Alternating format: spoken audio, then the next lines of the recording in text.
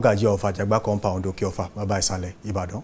He's also a UK-based legal practitioner, a seasoned human rights advocate, and an astute politician, and the founder of the National Movement for Positive Change, headquartered in the United Kingdom. For over 30 years, Chief Aborishade has lent his voice to the voiceless, standing on the front line of human rights battles, both at home and abroad. Tonight, we dive deep into his perspective on Nigeria's current trajectory. From the governance and gaps to economic strain, judicial inconsistencies to electoral integrity, Nigeria today stands at a crossroad. In this exclusive conversation, we ask, what must change?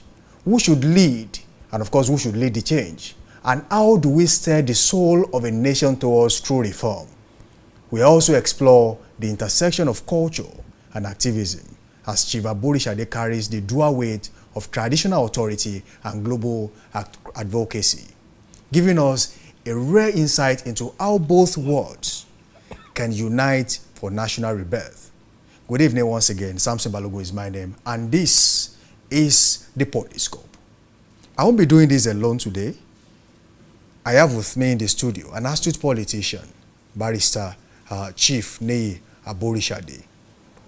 Nigeria, they say, is on the edge. There are permutations and combinations across all party lines. The sands are shifting. The political landscape in Nigeria is shaking. People are moving from one political party to the other. There are policies that have failed to see the light of the day. And of course, there are policies that people are benefiting from. And I must tell you, there are policies that has hit hard on an average Nigerian. Let's delve straight into the hard conversation. Good to have you in the studio, Barrister Chief Nei Aborishade. Thank you very much. It is indeed a pleasure. It's indeed going to be a conversation that so many people are willing, and of course they are waiting to listen to.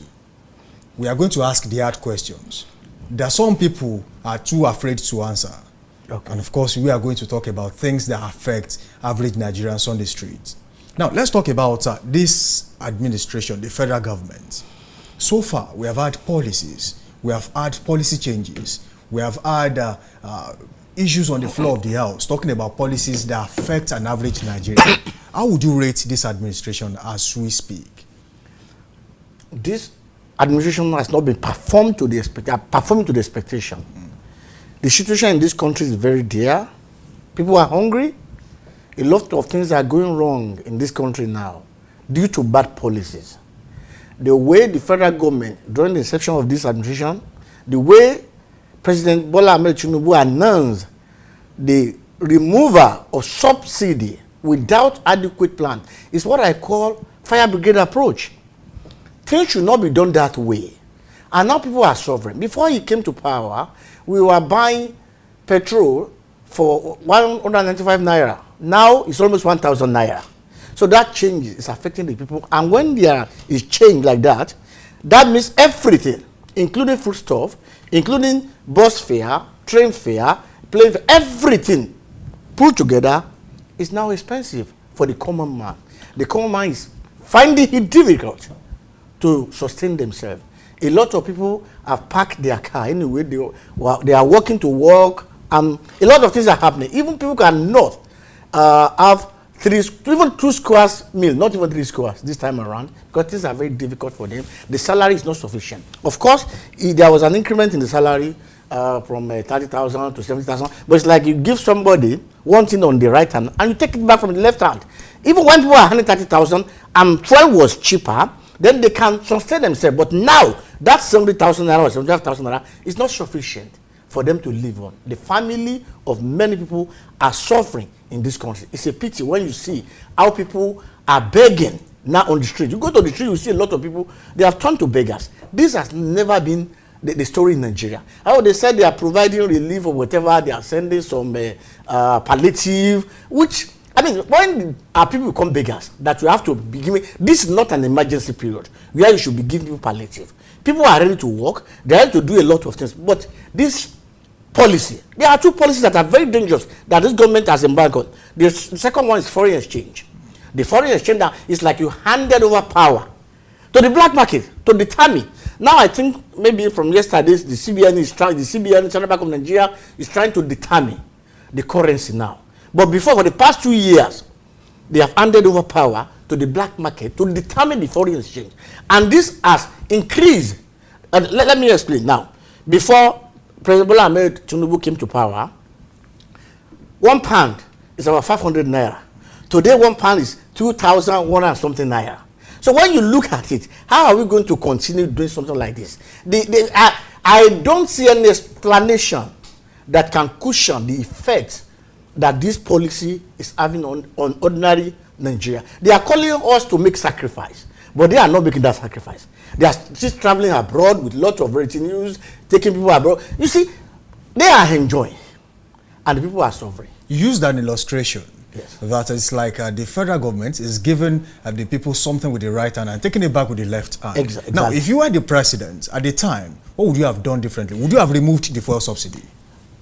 Yeah, I wouldn't. Not immediately.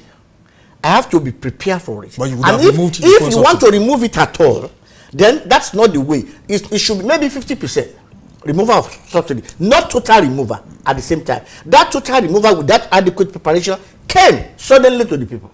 And the way he announced it, I learned that it was not even in his script. He just announced it. It's overconfidence. It was overconfidence of himself, and he just announced it. And from that day, things have changed. It has never been the same. I would have done things differently. I would not have done it the way he did it. And the consequence would have been better than what we have now. What we have now is so sad. When you see the faces of people everywhere, they are begging. Nigeria has turned beggars because of bad policy of the federal government in this country. It's not fair. You should rethink the policy. Whatever you are doing that is not working, then you have to change the policy. The way it's running is like, who is going to? What are they going to do there? I don't care. But this is the same person. They campaigned against Jonathan. When Jonathan decided to remove the subsidy, at that time, he and President Muhammadu Buhari, they came out, they rejected the policy, they campaigned against it. What he campaigned against is what he's now doing in this country. How is that fair? When you speak with double tongue, it's not fair. That's deception of the highest order. There are insinuations that every government tries to weaponize poverty to fight the people. And when the election comes, then it's easy for them to compel the people to vote. Is that true? They can't compel the people to vote unless they rig the election. The people knows who can make that change. The only advice I can give to the people now is don't allow anyone to influence your decision with money. Don't mortgage your life. By the time you exchange money for votes, it's like you are mortgaging your life for another 4 years. Look at it now. A lot of people, they collected 4,000 naira, 5,000 naira to vote. Now they are suffering. How much is 4,000 naira? How much is 5,000 naira? How much is 100,000 naira? For someone, your vote is your power. And when you mortgage your vote because of Ankara cloth or 5,000 naira, you mortgage the future of your children as well. And everybody will suffer for it. The wrong choice that they have made now is what people are suffering now. And the suffering continues if they make the wrong choice again. So people have to think well. They can't compel us to vote. No. But they can influence people to vote because of money. And that is what we are campaigning against over the years. Don't sell your vote. Your vote is your power. And that's very important. You are an historian. That's you know a lot about Nigeria's history, especially yes, in the area of politics. Now, let's go back a little bit. And of course, we will juxtapose with what we currently have in the present day Nigeria. All right. There is a movement, the coalition. There are so many big wigs from big political parties in Nigeria coming together to say, look, we want to kick the president out of office come 2027. Malam Nasir El-Rufai is one of them. Yeah. Former governor of Rivers State, Rotimi Amechi, also a former minister, is part of them. Rauf Aregbesola, who was once governor of Osun State for 8 years, was minister under President Muhammadu Buhari, and of course, was also an active member of Tinubu's movement in Lagos State, is also one of them. We have a lot of them. Even Babachir Lawal has announced his departure from the APC, looking to join the coalition. These are people who were once part of the movement of the APC. Some of them are founding members of the APC. Now they are moving. There are some members of the PDP too who have also joined the movement in the ADC as we speak. Now, as a member of the PDP, are you scared that this movement can shake the PDP and the ruling APC come 2027? I am not scared. For me, I see it as a good thing. That means the government of the day, they will have to buckle up. They have to know what they are doing. This new coalition government, I see it as a third force that will challenge the power to be before. You see, before we say it's 2 horse race, but now it's going to be 3 horse race. So it's good for the country. For me, it's good for the country. It's part of democracy that we need in this country. The 2 powerful parties, they are so confident that they are not carrying their members alone in doing their policy. So when you see a new party emerging like this, and it's attracting a lot of people into that party, then for me, I see it as a good democracy in Nigeria. It's good for the people. I'm not scared. Those who will stay. But it's a good thing that we have a third force in this country. And I see that the new party, the coalition, as a third force that can challenge the power to be. So we all have to stand well and know what we are doing now. Do this ADC stand a chance? Don't forget, there are too many powerhouses in the ADC as we speak. There are so many people who are also, at one point or the other, they have tried to be president of the Federal Republic of Nigeria. Rotimi Amechi contested in the primaries against President Bola Ahmed Tinubu. Atiku Abubakar countless times has tried to be president of the Federal Republic of Nigeria. And a host of other people in that political party who also wants to be president. So Peter Obi of the Labour Party, who gathered about over 6 million votes in the last election, is also looking at it's either here or there. He's still in the Labour Party, but also thinks of joining the coalition. So with all these people in the same political party, do they stand a chance ahead of the next election, or we are still going to see another coalition in a coalition come 2027? It is possible we see another coalition in another coalition. The point is, if they can come together in unity, if they can unite themselves together to fight what they call injustice and their common enemy, which is the current government, then they stand better chance. But without unity, I don't see how they are going to make it. So someone has to give way for someone. They all have the ambition of becoming president. But let there be primary. When they have their primary, that will determine whether there will be coalition within coalition or within. So we have to wait until there's primary. If they can resolve the internal issue, where there's no internal power struggle between them, then the sky is the limit for the new party. But where they cannot unite themselves, where they cannot come together as one, where they allow internal struggle, where they allow division amongst themselves, then they will crumble. So what they need now is unity between themselves and their ability to resolve the issue and to concede for each other.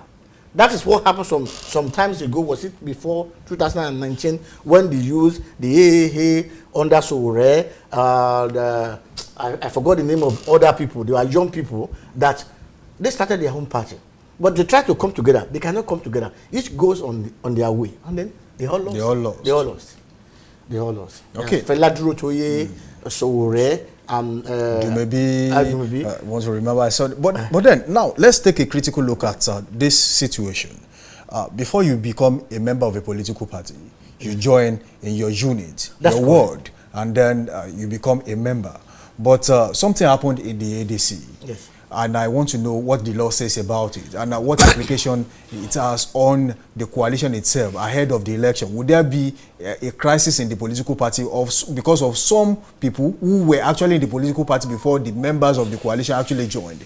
Now, for example, Ogbeni Rauf Aregbesola, former governor of Osun State, he got his party ID where he was announced as the secretary of the political party. Would there be a crisis that it wasn't, you have to be a member of the political party for a number of time, or weeks or months before you can say you want to be an executive of the political party. But then at this time, it was within the short period of time, he's now the acting secretary of the party. Would there be a crisis? You said acting secretary of the party. He's just acting. He has not been elected as a secretary. So it's a kind of emergency situation. They negotiated with the people that were in that party originally, and they sorted themselves. Everybody will still register as a member of that party, and then there will be election. Of course, there will be election where they will elect the party leaders. But the party needs to keep running. If not for these people that joined the party, ADC is dead. We all know that. They have nothing to show. But now with the emergence of these people who came into it, then they brought life into it. And so they are going to register. They are going to register themselves within the party, and then election will take place. And the leaders, those who are in active position, will become a substantive. They will hold a substantive position within the party. Now let's talk about local government autonomy. You are a lawyer. You know how these things work. Yes. The federal government made a bold step, got a court injunction that all local governments must stand alone. But of course, things happened. But before we take that, we'll go on a short break. And when we return, we'll talk about local government autonomy. And then we'll talk about how it affects an average Nigerian and all the local governments in Nigeria. Let's go on a short break. We'll be back after this time out.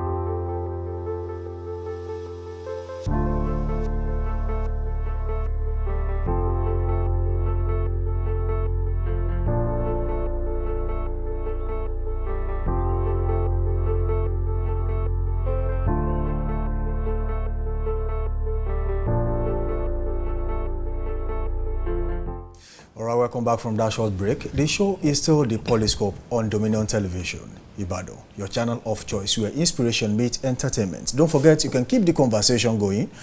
Drop your comment on all our socials. On Facebook, Instagram, and TikTok, it is at Dominion Broadcast. And on X, formerly Twitter, at Dominion Cast. Do well to subscribe to our YouTube channel and watch us live and drop your comment there too. We'll also take those reactions. And watch us live too on our website, www.dominion.org.ng. Now, we're back to the conversation. We want to talk about local government autonomy. The federal government took a very bold step by making sure that they got a court injunction that is about to empower, let me put it that way, to empower local governments to stand alone. But some governors in Nigeria, they have decided that this might not work. Now, let me now come back to you, Barrister Niya Borishade, talking about the local government autonomy. Where did this administration get it wrong? And of course, where did the federal government get it wrong, even before now? The federal government, it's like they were not following the constitution.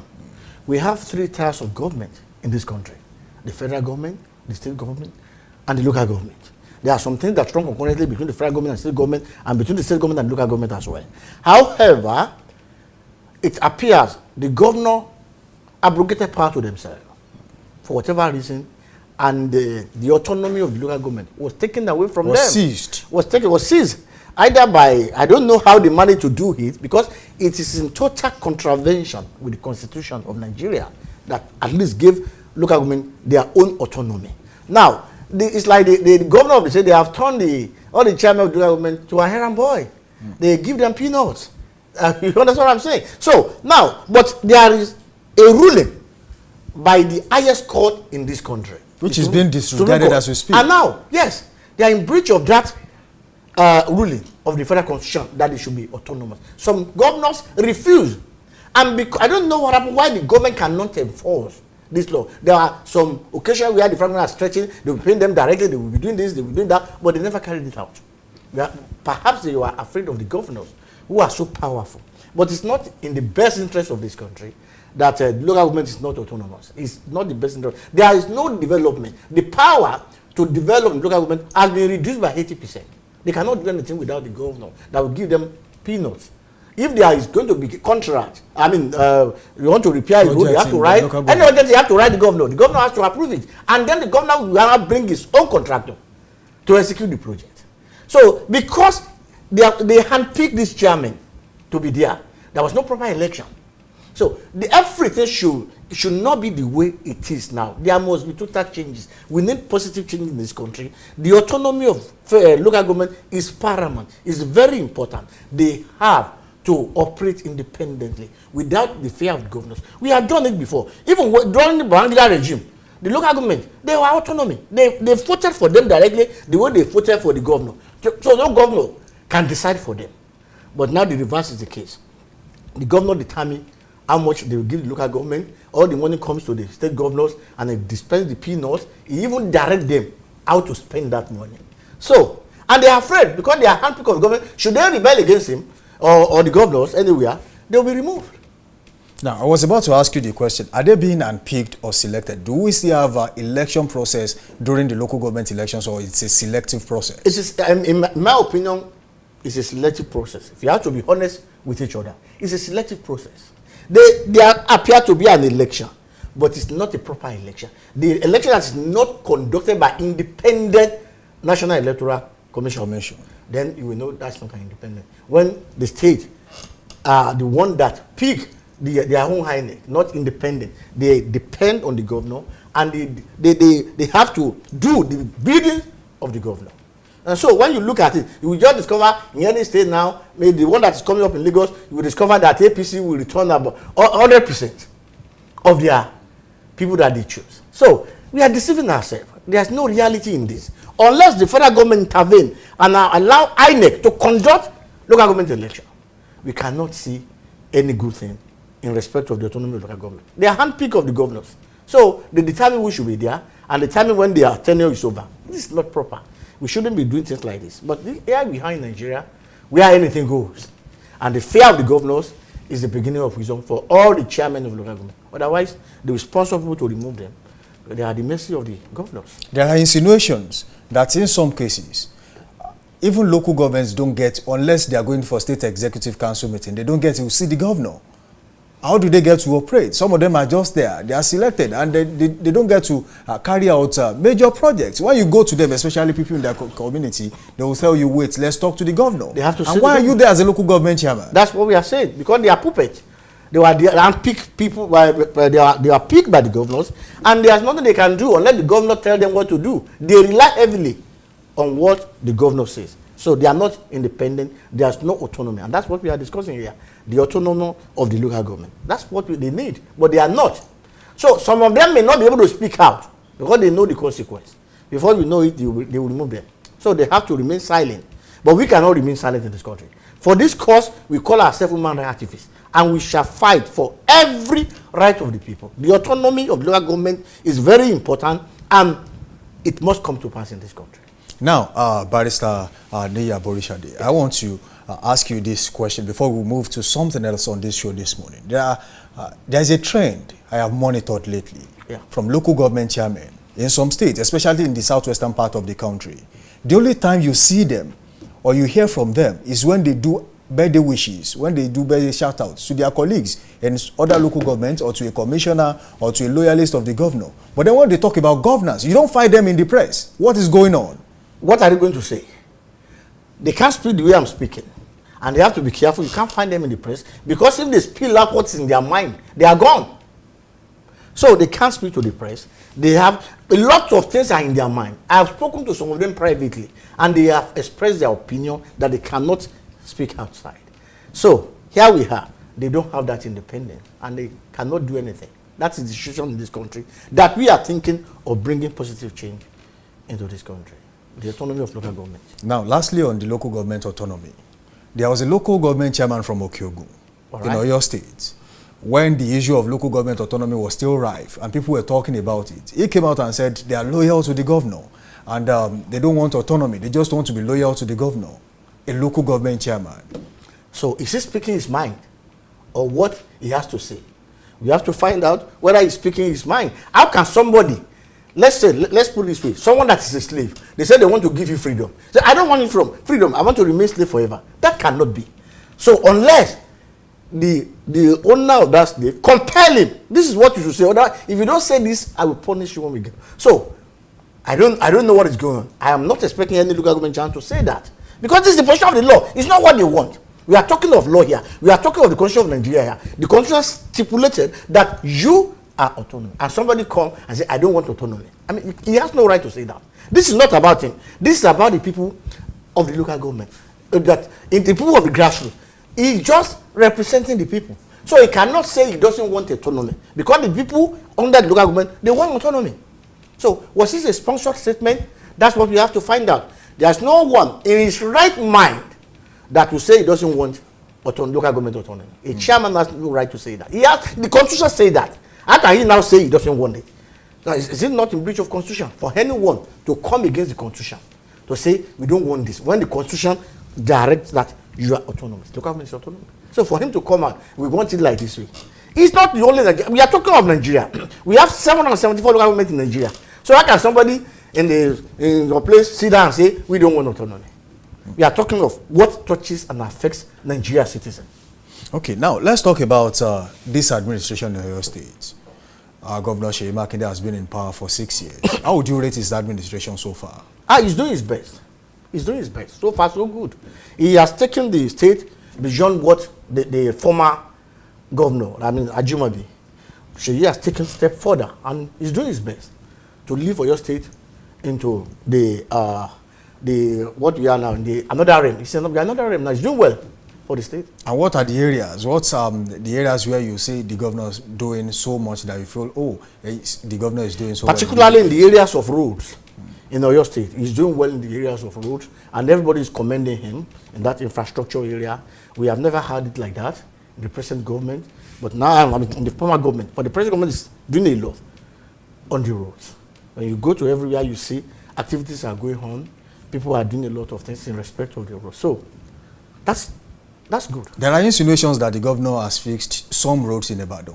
How about other places like I think the same thing. I have been to Okeogun. I've been to Okeogun, some places, and I see the hand of the government there. Yeah, he's doing well in the area of roads. He's doing his best. In the area of roads? Yes. Now, you cannot do everything. Okay. I want to talk about ideology, political ideology. Yes. There are so many people who have mixed up what they call ideology. Some find themselves to be progressives, but in the long run, they end up in the conservative. It has been like that for politicians. Some don't even have identity. Now, what would you call an ideal ideology for a politician, especially in the modern day Nigeria? In Nigeria today, there's no political party that you can say they have political ideology as such. A politician can have his ideology, but the political parties, in the days like, let's say 1978, 79, we know what the party stands for. UPN, free education, free health, free that. The NPN, they said they will build house. At least we know what they want to do. But now everything is modeled up now. No political ideology within all the political party that we have. But what we have is an individual that can stand up and have his own blueprint of what he intends to do if he comes to power. That's what we have at this time. But no political ideology. You can't say this man's stand is on the left or on the right or in the center. You can't say that in Nigeria now. You are a politician. That's correct. You are of the PDP. Yes. Do you have political ideology? I have, as a person. Are you a conservative or a progressive? I'm a progressive. All my life, I've been a progressive. Yes. Does your ideology match with your political party? Of your political party? Yeah, there are some areas. But personally, as a human being, I have my ideology. I'm in PDP. PDP is known to be a conservative party in a way, but I'm a progressive. I want to bring progressive ideology into the PDP. And you think the party structure will allow you to do that? Of course, it will. We will not like good things. When we say we are progressive, we want to introduce good things to this country, like free education. Who will reject that ideology? Who will resist an invitation full of compassion? You talk of free health, free education. Who will reject that? Which political party we refuse what will benefit the citizens of this country. So we will introduce that progressive idea to PDP. Even Governor Sheyi also did free education as well. Was that part of PDP? That's his own ideology. He saw that people are finding it difficult to pay school fees. So he now introduced free education, at least to a certain level. So we can bring our own ideology to improve the prospect of the party that we are in. Parties should not be stagnant. We have to move things forward. Everywhere in this world there are changes, and we have to move with time. What is it that people lack? What is it that people will benefit in this country? How can we move this country forward? So within that political party, we can bring progressive idea within the party, and people will enjoy the benefit of democracy. We bring that idea. Still talking about ideology, almost everyone knows that when we talk about being progressive, the father of progressive politics in Nigeria is the late sage Obafemi Awolowo. Now, do we still have people with the same mindset in the Nigerian political ecosystem as we speak? I think, yeah, there are. Some people have been silent. Some people are speaking up.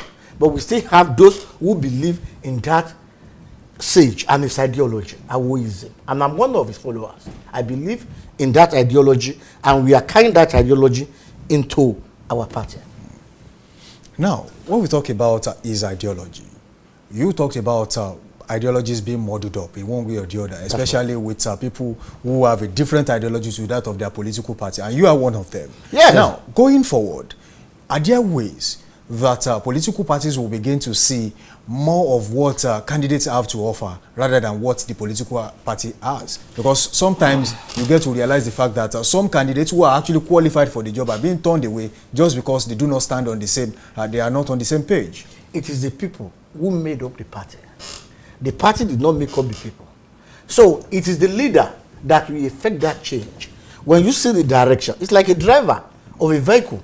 You see the direction, you see danger ahead of you, you have to decide and swerve so to avoid danger. When you look within your party, that what is killing this party? Why is this party going to oblivion? Then there is need for a change. And you introduce that positive change gradually to change the system for the future of the party. It's everywhere. It's everywhere. Even in the United Kingdom, you will see some policy that they don't say, oh, this is a conservative idea, or this. That is what human beings should do. Make changes where it's necessary. Not to be stagnant in one place and think you will catch up with the rest of the world. No, you look into the party, you look at the system, you look at the structure, then you bring your own positive change, and then the country will benefit from it. So that is what we call democracy.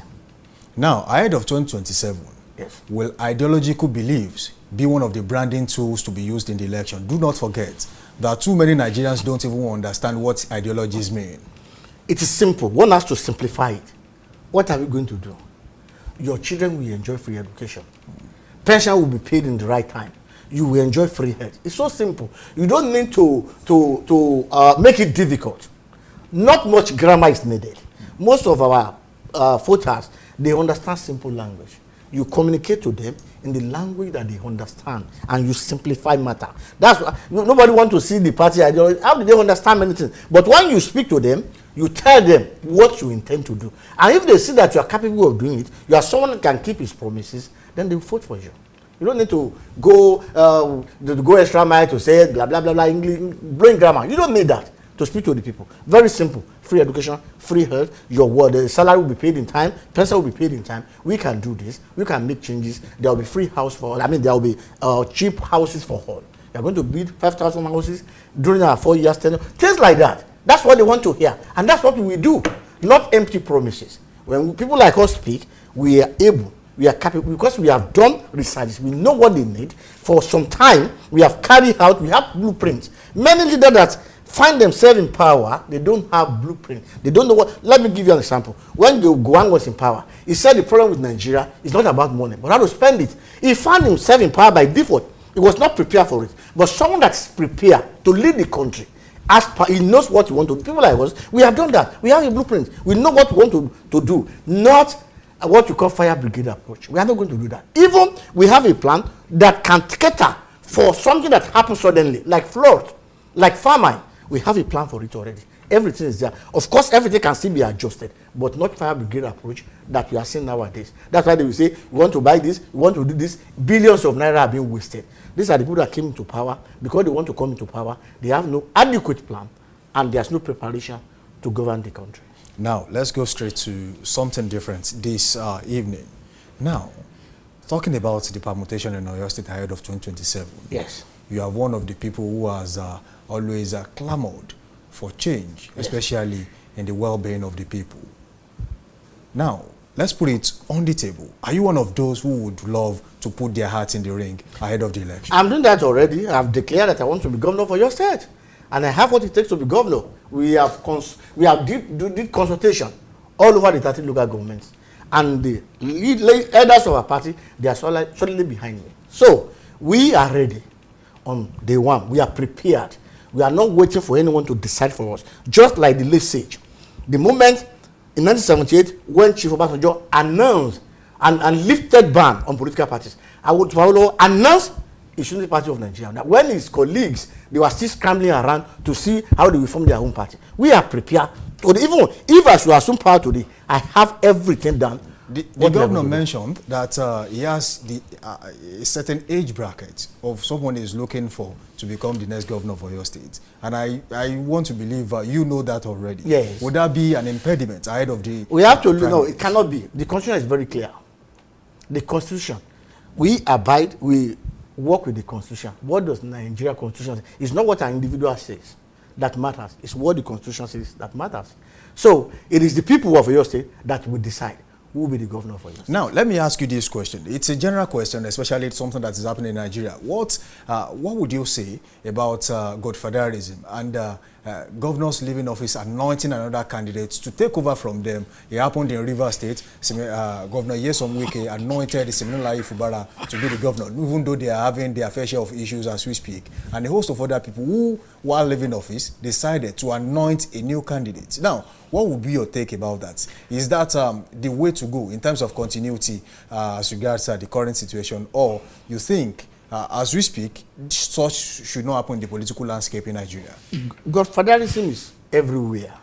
But who is your godfather that matters? Why do you want to be godfather when no one has godfathered you? You understand what I'm saying?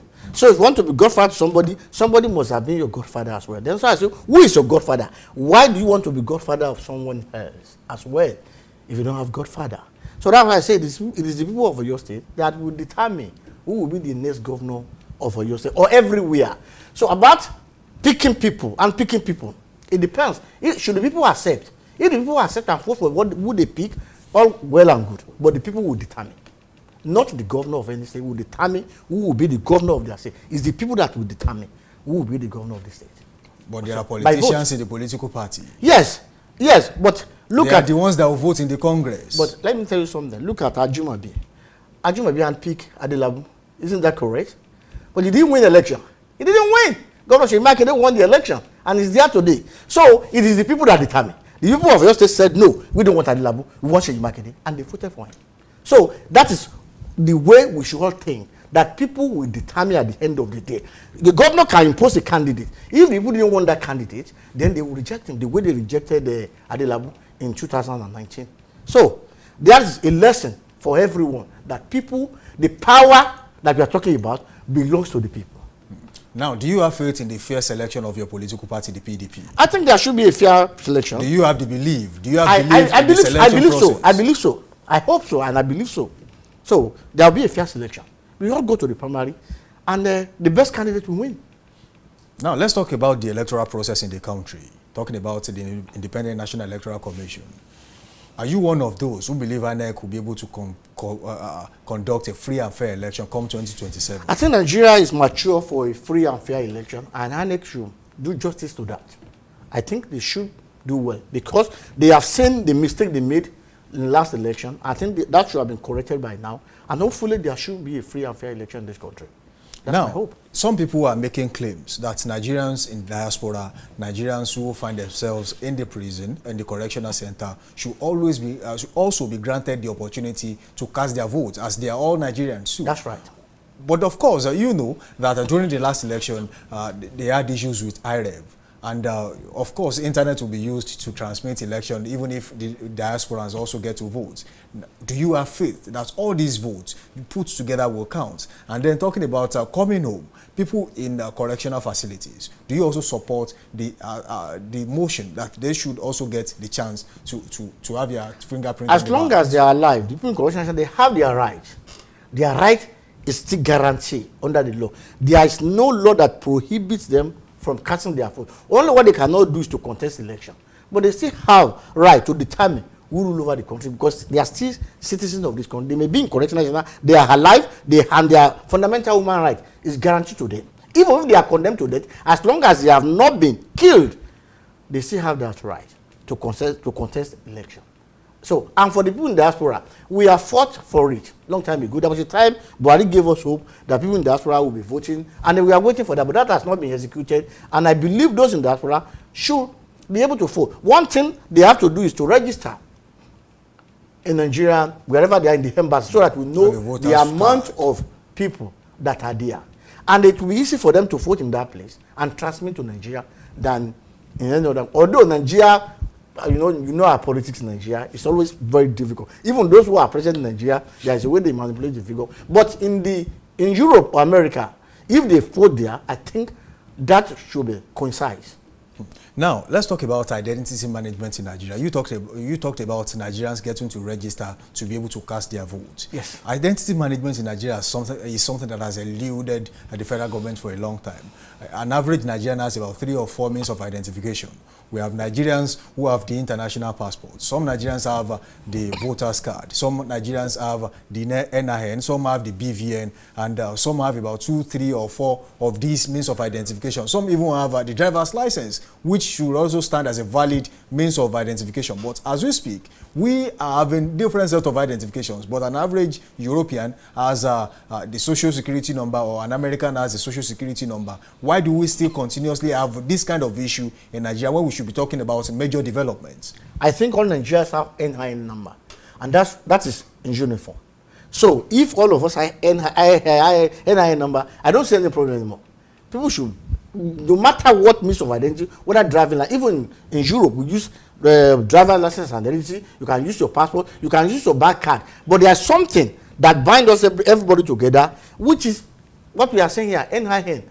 So we have NIN. Every Nigeria has NIN, and that cannot change. So that should not be a crisis anymore. There's no identity, and there's no problem with identity anymore. There's no identity crisis. With NIN, you just go there, you show them your NIN, and then you need to cast your vote. But no matter what you show, the NIN, they can check it, they can cross-check it, and the name is also on the register. So anytime you go to register yourself with INEC, they confirm your NIN number before they register you. And so with that, I think that has simplified everything, and we should not be talking of identity crisis in Nigeria anymore. We have solved that area for good. Okay, now before we go on this show, because our time is fast spent, it's about 50 minutes spent, like 50 seconds. Right. But then we want to lastly talk about what you would say. Where do you see Oyo State in the next 5, 6, 10 years? Yes, Oyo State will be in great appreciation, particularly if I become the governor of Oyo State. Oyo State will move forward. The election is still far ahead. It's still far away, but within 2 years' time, it's very close than we think. We will take Oyo State to higher level. Things will change. I've lived in overseas for many years. I've seen the way they are running their government. I have that idea. I've been at House for some time, for numbers of years. I've followed the principle. I've seen the way they are doing things, and I will make that change in Oyo State. Nigerian politicians travel abroad. They see how things are done. Why do they come home and they fail to implement the same policy they saw abroad in the way that suits average Nigerians? Another thing that is different is this. The criteria for leadership is spiritual. Do they fear God? Are they, because to lead the people, you must fear God first to bring that positive change. It's only when those who fear God, those who are not in secret society, who are not in secret society where they acquire power. They acquire power by means of by diabolical means. Those people cannot do good. A battery cannot produce good fruit. But when you see people that is godly, that has the fear of God, definitely the sky is the limit, and will bring that positive change to Oyo State, and by larger extent to Nigeria. You will see it. What we are talking about. Well, some say politics is expensive in Nigeria. Why is it so expensive? It's the way it is. People have to spend money, even to become the councillor of a word, you will spend money. In America, they spend money as well, but for different purposes, for adverts. But in Nigeria, there is what they call stomach infrastructure. Because of the hunger that pervades in the land, in this country, people have to depend on the politician to help them, to live. Because a lot of people are jobless. They have no employment. So that's why they come to you, they cannot pay their school fees. They cannot pay their school fees. They cannot eat 3 square meals. They come to the politician to help them. So that we call it stomach infrastructure. We call it Amala politics. That's what we practice in Nigeria. Of course, we will change that. But before you can change that, you have to be in power and put people in good position. Like, you cannot influence votes in UK or America. You can't bribe anybody to vote for you. They are well to do. They have, even if you are not working, they will be paying you some certain amount of money, and they will be paying you for house benefit. So you won't have to worry about how to pay your rent or what you will eat. So when the country is put in right perspective, all this stomach infrastructure politics will disappear. Then the real estate will be great. All right, thank you, Chief Barrister Neyi Aborishade, for joining us on the show this evening. It has been a wonderful session with you. Thank you very much. I do hope that next time we'll call you to talk about, when the election is finally here, you'll be here to talk about politics itself. And of course, your ambition. I know we don't have the time to talk about it now. Next time. Because the time is not here. That's but of course, thank you for joining us in the studio. It's my pleasure. It has been a stirring conversation with a man who has spent decades challenging systems and empowering people. Chief Neyi Aborishade has reminded us tonight that the real change begins not with noise, but with conviction, clarity, and courage. As Nigerians wade through uncertainty, may voices like his not just be heard, but be heeded. The call for positive change isn't a slogan, it's a national emergency. Thank you for joining us on the Poliscope, where we dissect policy, power, and purpose. I am Samson Balogun, signing off from Dominion Television Ibadan. Until next week, Wednesday, same time, 6 p.m., stay informed, stay involved, and stay inspired. Bye for now.